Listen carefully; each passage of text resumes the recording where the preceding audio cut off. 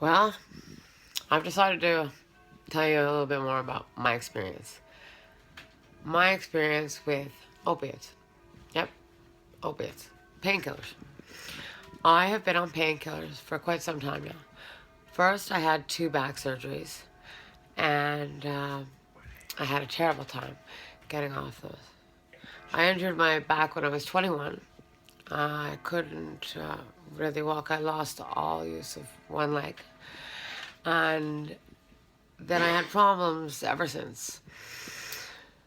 38 was one of my last operations, and I was on opiates for a little while after that in rehabs, and then I decided, I'd had enough because it was just slavery. So I slowly got off, and for 3 or 4 years I was fine after the operation.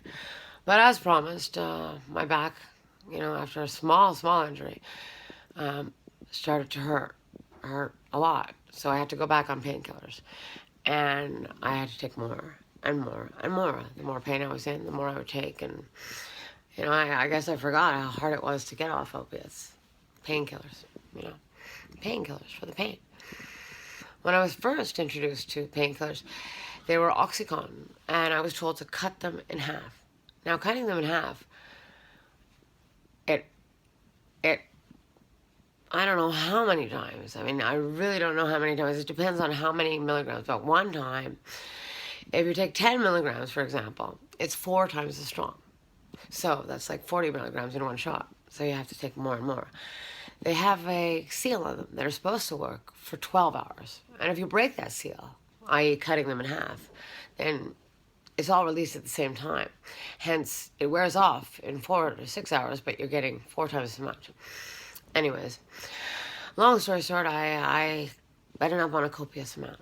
And I recently, as you know, hurt my arm. And I was in excruciating pain. I hurt my hand, and I had an operation, and they put pins in it, and it was just excruciating. And I went back up the opiate train.